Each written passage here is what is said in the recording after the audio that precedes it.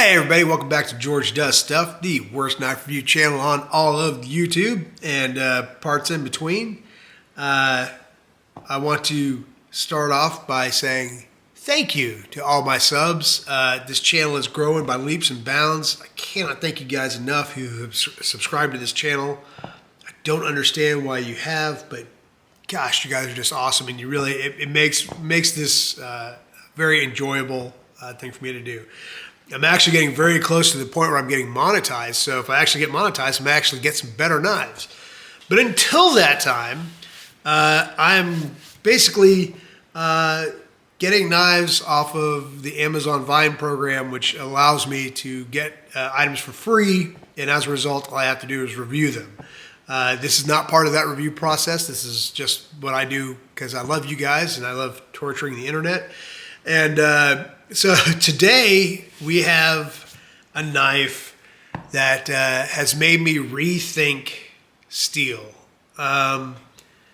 This is a company, if you're not familiar with CVlife, they're really famous for making budget gun stuff. I actually have some of their optics. They make some really good red dots and green dots.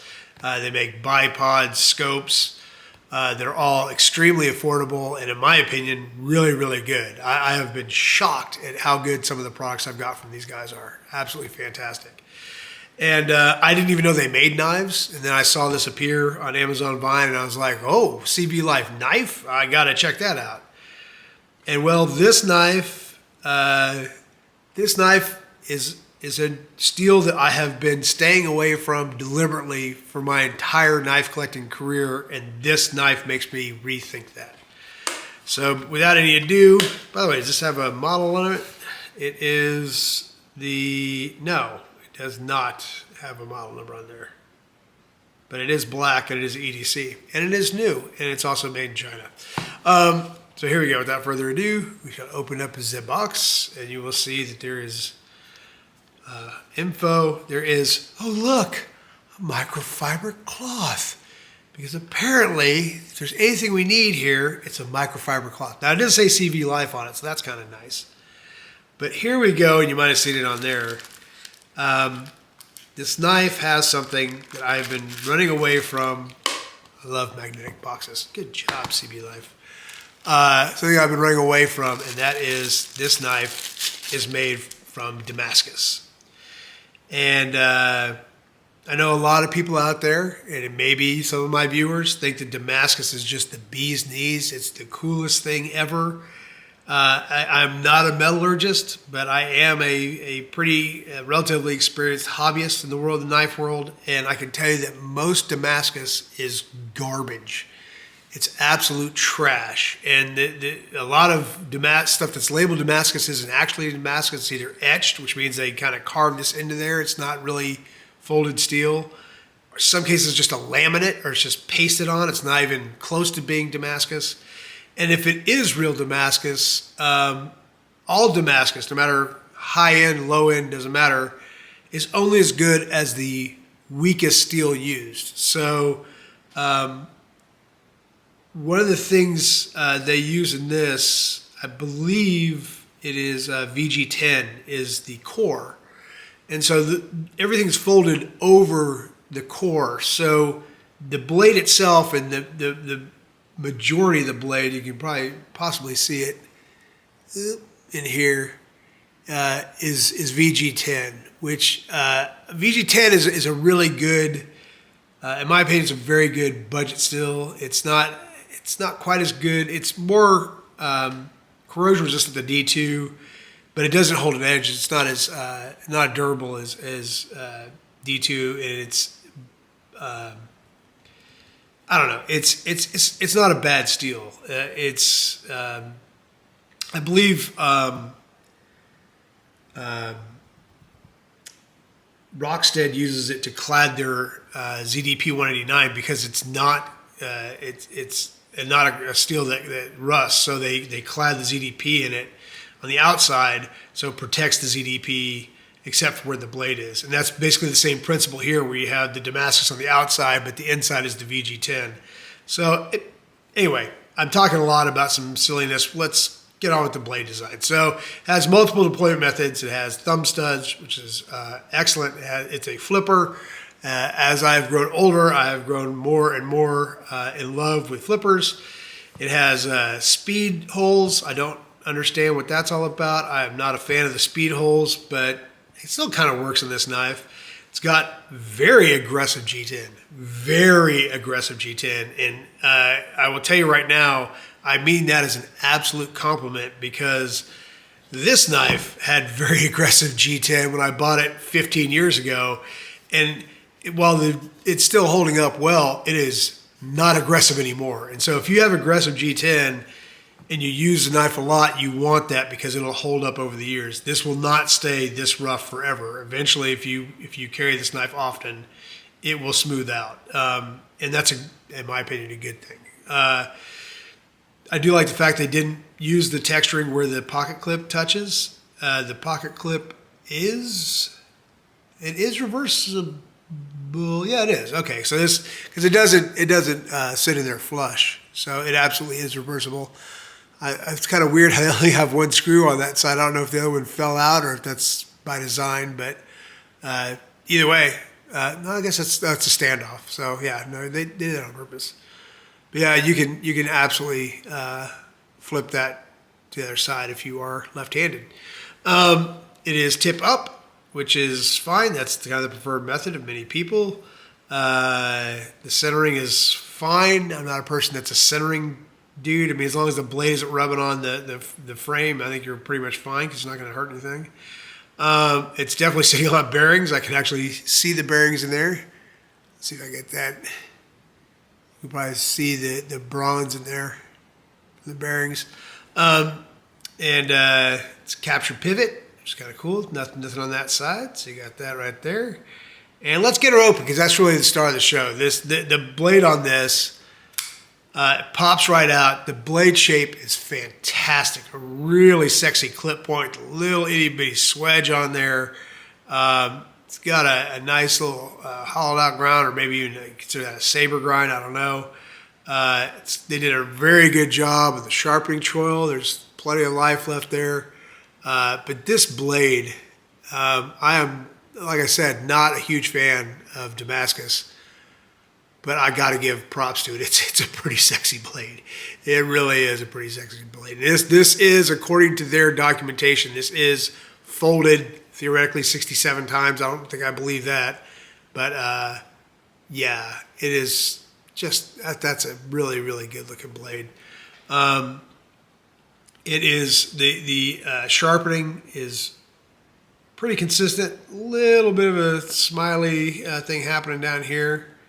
Not too bad, but generally overall it's a very, very good grind that they put on here. Knife has really, really good action. It's a liner lock. I'm a huge fan of liner locks. I love liner locks, frame locks, crossbar locks. I'm not a big fan of traditional button locks, but that's about it. Very snappy, snaps right open. Really, really good looking knife. I was not expecting to like this. When I got it, I was like, oh yeah, it's a Damascus knife. I can get it for free. Why not? You know, you got an opportunity to get a knife for free, just go ahead and grab it. And then I got it and I was like, oh man. It's also extremely comfortable. It is a very, very comfortable knife. It has it has a little tiny ramp right there with some jimping on there. Jimping is pretty good. It's not overly aggressive, but it's not quite what I call speed bump, so it's not completely just lumpy. It would probably be better if maybe they went on a little bit further out, but still, that's pretty good. You can get really locked in with this knife. For my hands, again, perfect fit. Feels really, really good. That pocket clip does not really, you really don't feel it at all. You can see I still have room there beyond my pinky. And that shape really just kind of locks you in really, really well. This is a very, very comfortable knife. It's also, in my opinion, a very, very good size. So what a segue. What a champ. That's a total pro move right there. So since it's a good size, let's see where it compares. Here it is next to a PM2, and you can see that's a pretty much a right-on size comparison. Here it is with the Spyderco Native. Look at that little beauty right there. Oh yeah. Um, Here it is next to a knife that I think is kind of very similar in shape here, the Deca Hogue, and that's really kind of getting in there close to style-wise. Here it is against the knife that I like less than anything else on the planet, the Ozark Trail. And we'll go ahead and let's do the mini iridium, put that in there. And there you go. You get a really good idea of how, this knife is sized. I think it's just a perfect size for EDC. It's an excellent EDC size knife. And, typically a Damascus knife, again, because Damascus, it's only as good as its weakest steel. Generally, it's a knife that I'd shy away from carrying every day. But since I got this knife for free, I think there's a pretty good chance that this may actually find some pocket time. I should also mention that it's got full steel liners on the inside, and obviously they are hollowed out because you can see through it. So that's a little bit of weight savings, but it's hefty. It's not a very light knife because of the full steel liners, and the liners are thick too. So I mean, this knife, it's not like your this thing feels like a freaking brick in your hand. In a good way. I mean, there's no flex in the scales at all. I mean, all it has is, 2 standoffs in the back, and that's it. But it feels like a freaking bank vault. This thing feels like a tank. No lockup is 100% perfect. No blade play up and down, side to side. I color me impressed. This is the knife that made me change my opinion of Damascus knives. Really like this. I'll flash a price up there when I find out what it is, which I hope I will do. And I'll also put the dimensions up there so you get an idea of the DEMS, although we've already done a size comparison, so you get a pretty decent idea. Now let's see how it cuts, because what good is a knife if it doesn't cut? Let's take her for a spin here. Yeah, I would say that cutting is not an issue for this knife. This knife does what a knife's supposed to do, and it does it very, very well. And not only does it do it very well, it does it with a real sense of class. It is a classy, sassy, anything that rhymes with that knife. Just a very, very attractive knife, and a knife that I plan on carrying quite a bit because it's just a handsome knife that I think will last a long time. So there you have it, the CVlife. If I find a model number, I'll flash that up as well. I apologize for being ill prepared, but what do you expect from the worst knife channel on YouTube? Very much like this. Highly recommend it. Hopefully the price is not price prohibitive for a lot of people. I don't think it will be. CVlife kind of prides themselves on being budget conscious and quality at the same time, and I think they did it. That being said, yes, I recommend this knife. It's a beautiful knife. It changed my view on Damascus steel. Go out and get yourself one if you want it. If you like it, I think you won't be disappointed. And I'll put a link to it. And thank you so much for watching, and I will talk to y'all soon.